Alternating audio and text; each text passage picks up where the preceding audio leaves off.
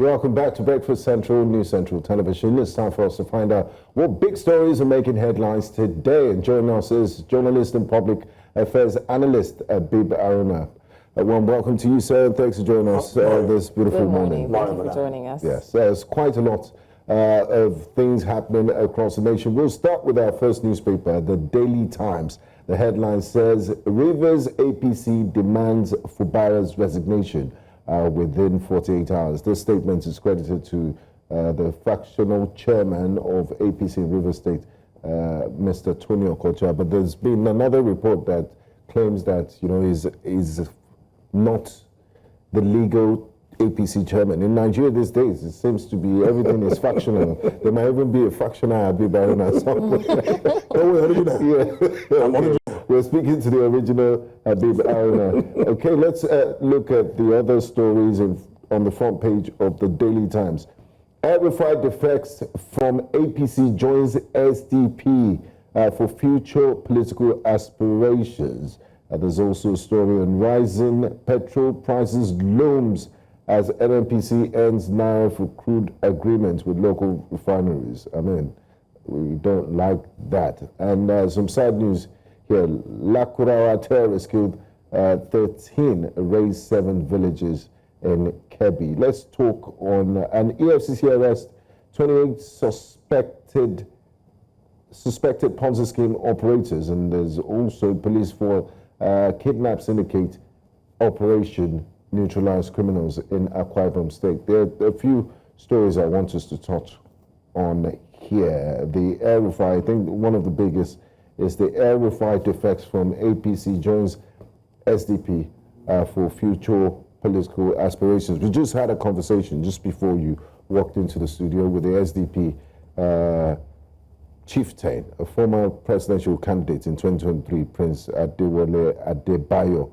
And he said, look, I mean, he has ambitions to rule. And that unwritten zoning formula says, it's still the South's turn to govern Nigeria. So why is El-Rufai moving to the SDP?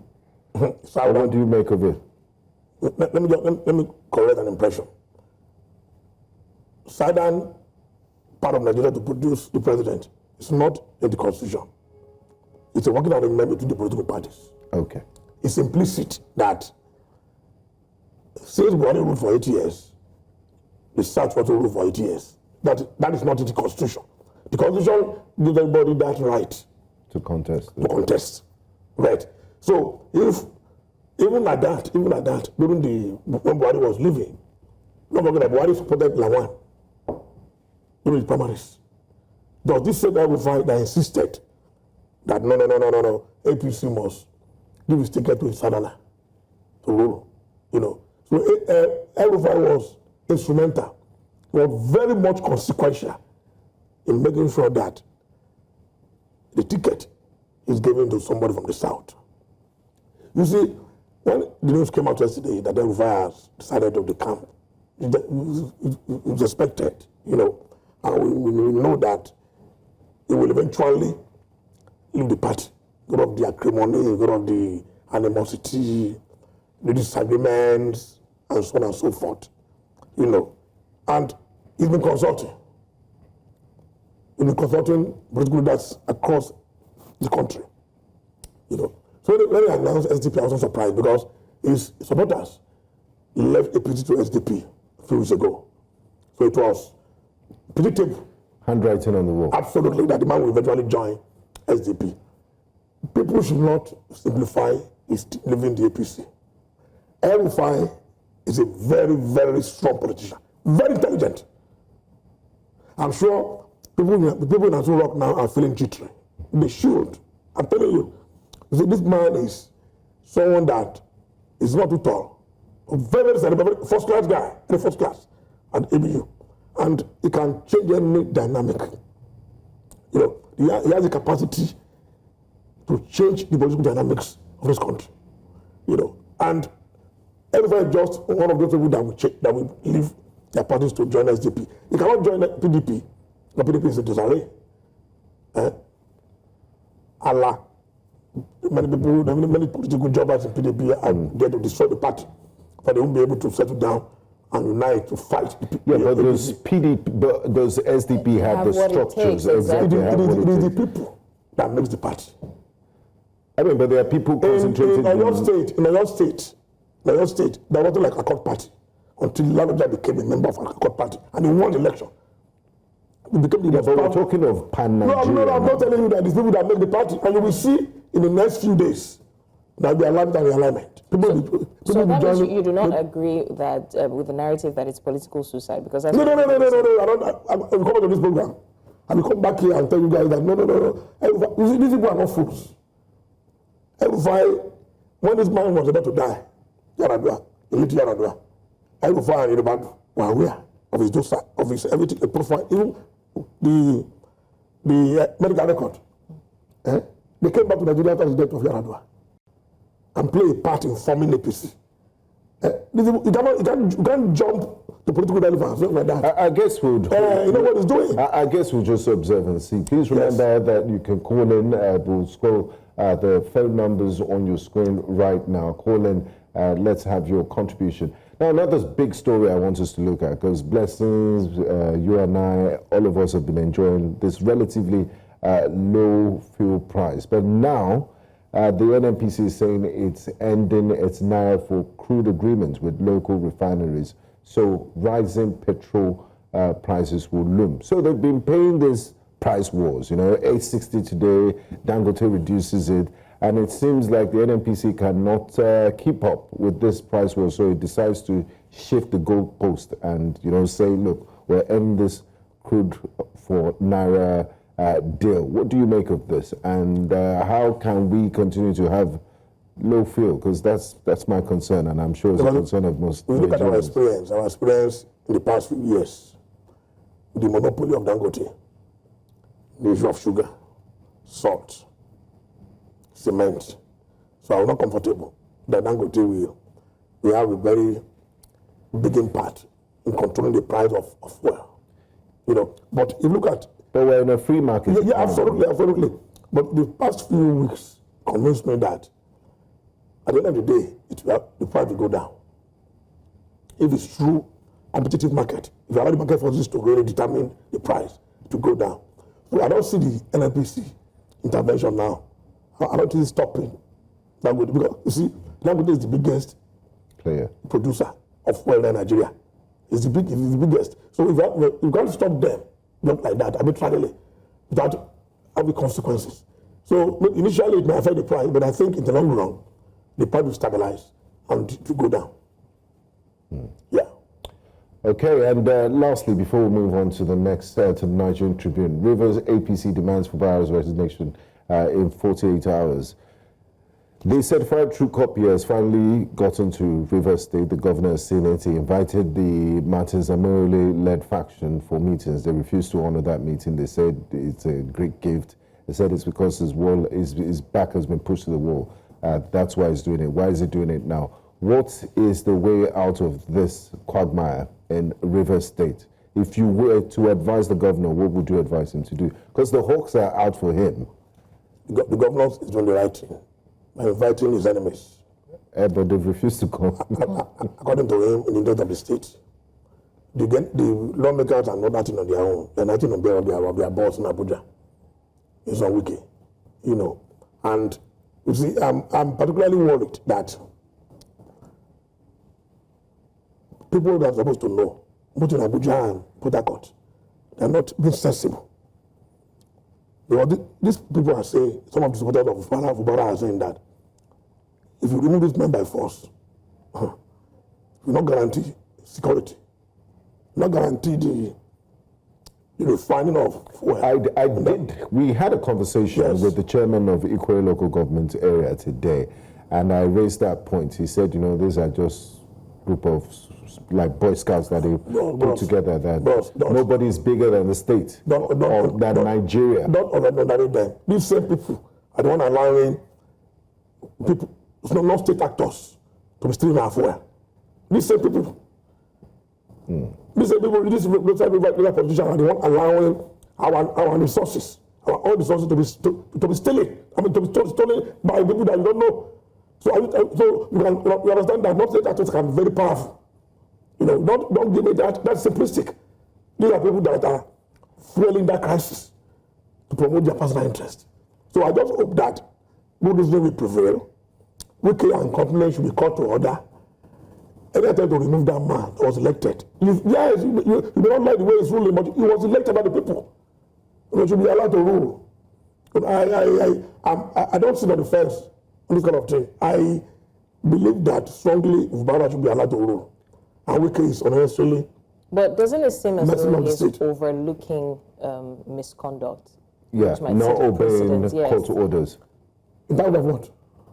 I mean, with this, so it feels as though there's a subtle backing, unspoken, that it feels like he's supporting those who refuse to show up, and that can set a precedent. No. I'm talking about Fubara. No, Fubara is the father of the state. He's the governor of the state. He won the election. The Supreme Court, the judiciary intervention is what it calls making this crisis to be linear. Yeah, so how do we, what's the way forward? The best thing because those lawmakers have refused to see him. They said the invitation wasn't sent through proper channels. It's been sent now. The invitation has been sent now. I can imagine that culture saying that man should resign for the that was planted by Wike. So the guys, I don't know. You see, these things all. Yeah, it's not no, before even 2027, people in Rivers State need to survive. They need to go to schools, hospitals. The Supreme Court has withheld their allocation. These are life issues that need to be dealt with, and it's beyond the egos of two big politicians that are fighting. So how can they and those 27 and everybody in the State House of Assembly get their acts together and just move forward? Consensus. See, some people are afraid that eventually they may end up removing this governor. I don't think so. It will be difficult to remove him without concrete evidence that. They had the numbers. But that is not. What do you mean by concrete? It happened in your state. He has. It happened in your state. Refused to obey court orders. It happened in another state. Another state. The Supreme Court brought back Peter Obi. So if they try, if they pass through the same route, they will end up losing. They will end up losing. That's why the man told them to come. Let's talk. The law is not mathematics. You can't be too sure. There's no formula for it. Exactly, there's no formula. But I think the leaders in Rivers State should call these people, talk to them. They don't. There's one person they brought in Abuja. That's what they want to do. I don't know what Wike is trying to gain by so doing. The governor is the governor. If you put him there, that doesn't mean that you control. It's difficult to control, except Lagos. As I said the other day, it has its own natural character. But in Rivers State, the role of a godfather is difficult to play, even if your son is the governor. And I don't think that they don't like there be some crisis. But I think the Rivers State is too important to the Nigerian economy. To be left in the hands. The president intervened once. To be left in the hands of big jokers. It didn't work. He tried to, have a peacemaking parley. It was quiet for a while, and now it's gone back. Do you think he should try again, or can he use the Lagos option where everybody just obeyed? No. Go back to status quo. You should keep on approaching them, leaving this room open for peaceful resolution of the crisis. That's the best. As I said, before I enter, I was only one guy outside that Governor Fubara has the capacity. He's going to be very powerful. He's going to be very, very powerful. He can do and undo. There's no way to sit. Come on, impeach him. It happened in Edo State. About to remove the roof. They could not impeach him. How many close down the house? This same River State, they could not impeach him. So let's see how it plays out. But Fubara is doing his best to let Nigerians know that I want to make peace with them. They're not refused to make peace. There are other options on the table. Okay, we'll see how that pans out. All right, let's quickly go to the next paper, Nigerian Tribune.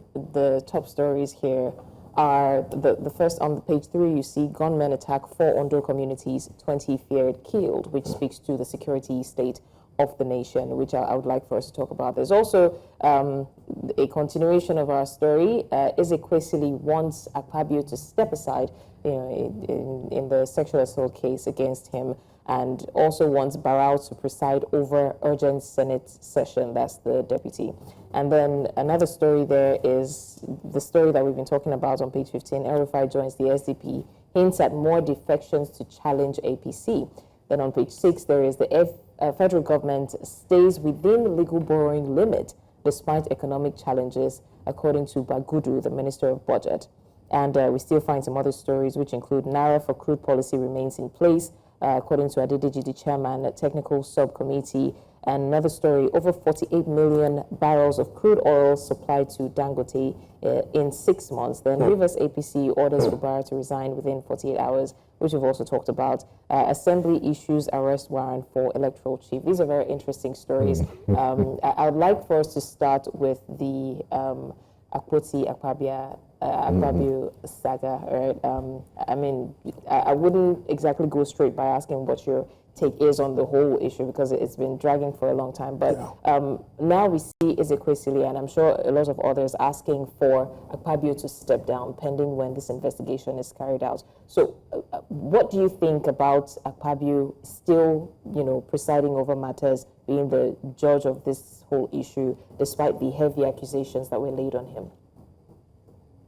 The Senate they've tried to sweep the matter under the carpet with the way and manner they suspended Senator Natasha Uduaghan. But that has not succeeded in erasing the matter in public space. That's further widening it. Yes. Because you see, it's not only between Akpabio and Natasha. It's about the institution of the Senate. The reputation. That body is the upper chamber of Nigeria legislature. They make laws for us, so they cannot be seen to be breaking the law. There's an allegation against you, sexual harassment allegation. The easiest thing to do to clear yourself and maintain the status of the Nigerian Senate is to step aside. Let the committee investigate. Submit yourself to the committee. Investigate. It was done before, Besharaki. After the investigation, then let's see if you are cleared or not. You cannot be a judge. It's not possible. But they've reduced it. There's some senators have said, this is a very trivial matter. What do you want us to discuss bedroom issues and all of that? Bros, that we're wasting the time of the Senate. Tell me what each Senate what they've done the past 1 year. Tell me something concrete that they have done. They signed on your mandate during budget. It's not a loving matter, my brother. People that are making law for Nigeria, they should be seen for men of integrity, men of character and credibility. Which we haven't seen. Absolutely. If I say that, you see why it's becoming more rancorous is that there was an allegation against this man 3 years ago. Yes. By a lady, the former MD of Joint Union and NDC. Yeah, the man, you say you tried to force him for a case. So I gave him a dirty slap. Coming that week. One is forced to now look at it again. Is it true? Even if it's an allegation, let them investigate it. Exactly. Now coming up to say, this man is suspended for this month. This man was elected by the international press has picked on this. I'm not comfortable with that. We wear manner. I'm not saying that Akpabio is guilty or innocent. I'm not saying that Natasha follow due process. Follow due process. If I say that is how you build institutions and not individuals. Now, Saraki has been very vocal about this, saying, let proper investigation. Yeah, exactly what I think this man is saying. They go silly. And it feels like they have magnified the issue that came before the whole sexual assault, her alleged misconduct. So they're investigating that pending her, while she's suspended. But they're not investigating the sexual assault, which has more prominence. Yes. Absolutely. And then if you look at the Senate, since our advent of democracy, we've seen far worse misconduct on the floor of the National Assembly. Exactly. Shouting about, somebody took a mace, invited thugs to take the mace, and we didn't hear all this sort of noise. Why is it different with Senator Natasha Uduaghan? I think the fact is that it's very clear that Senate President Akpabio has an ace to grind with this lady. And so far, He has failed to justify the suspension they meted out to the lady. So the best thing to clear himself and the Senate is to come out openly. Let's have an open investigation. Okay. And he submit himself to the panel. So anything that now comes out, it will be in the interest of Nigeria and the Senate as an institution. Thank you very much, as always, Mr. Habib Aruna, for joining us for our newspaper headlines. We do appreciate it. And I guess this is where we draw the curtains on today's edition of Breakfast Central. I am Benga Aborowa. And I'm Blessings Mosugu. Thank you so much for staying with us for these 2 hours. And I hope that you had as much fun as we did on these insightful conversations.